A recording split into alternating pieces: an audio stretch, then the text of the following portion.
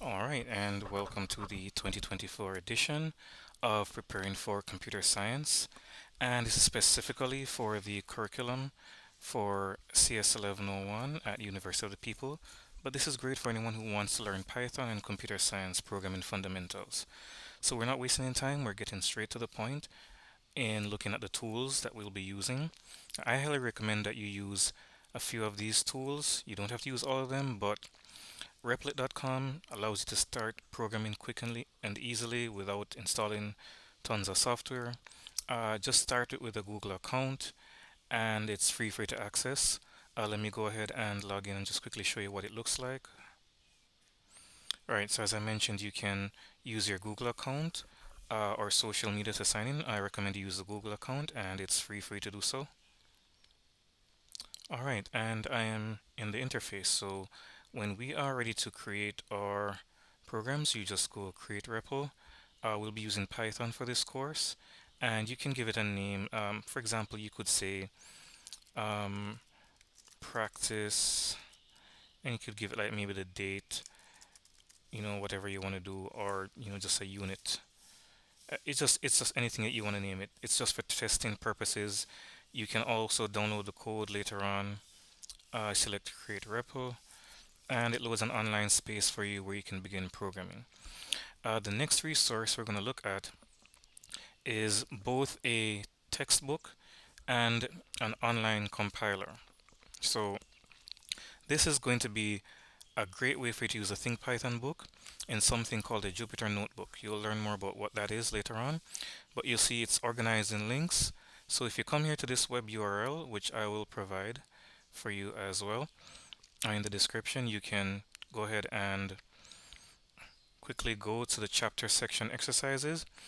Before you start, there are a few prerequisites to be downloaded, so you can go ahead and run that and trust it.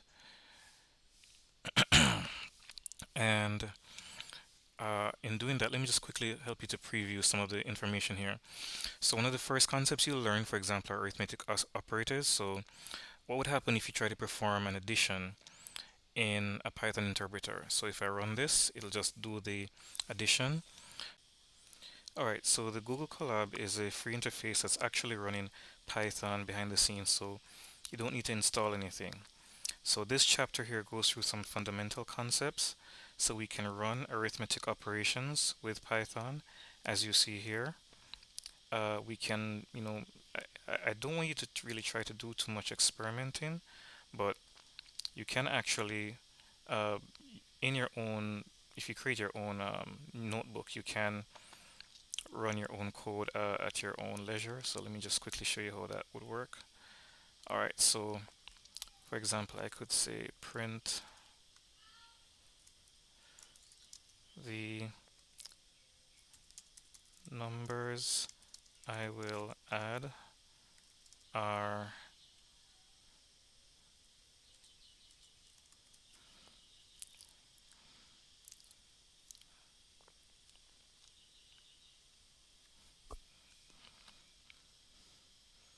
alright, it just simply gives me the text there.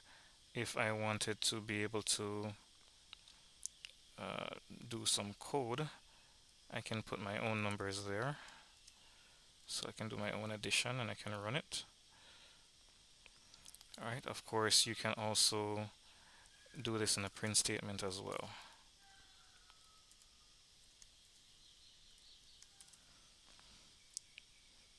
Alright, so this is actually running Python behind the scenes, okay? Alright, so what we're going to be doing is just quickly going through some of these examples here.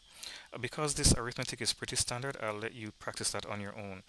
But pay attention to operators such as this double star operator because you're going to get some questions based on that. So, for example, what's the difference between using the asterisk and the double asterisk? So if we go here, we see that the single asterisk actually just multiplies. So 6 times 7 gives us 42. When we use the double asterisk, it's actually raising it to a power.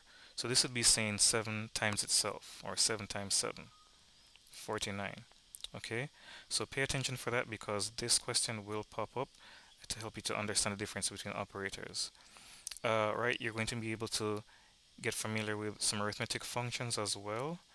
rounding off numbers. So basically what you should just do is go through this worksheet. I'll leave the link and you'll be able to practice that. Now for this particular section here with strings, you want to pay attention to this because you're going to need to practice some common errors that you can have with strings. So let's say, for example, let me go back to the Replit, and let's go ahead and we could do it with also the Jupyter Notebook as well, but I want to show you both tools. So let's go ahead and do it the correct way first. So let's say hello everyone.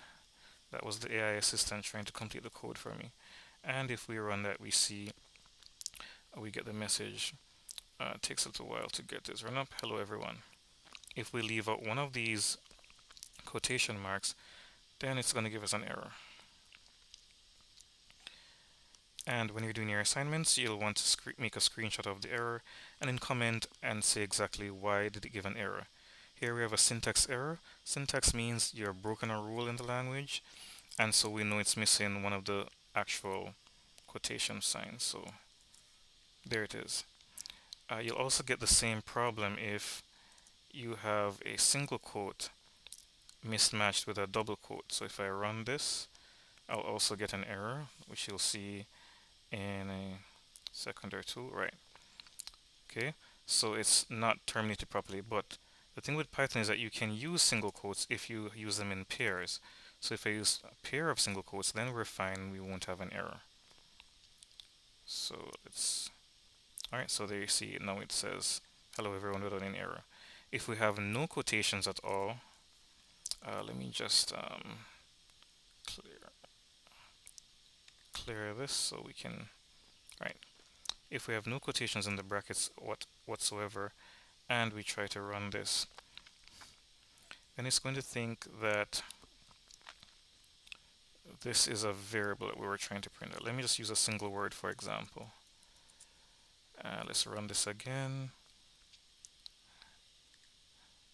And you see it says name error. Let me just clear the console and run it again so you can see it. You see it says name is not defined because it's thinking we're trying to print a variable. It's not a good variable name, but let's say for example we had hello as a variable created and we assigned it a message and try to run it again.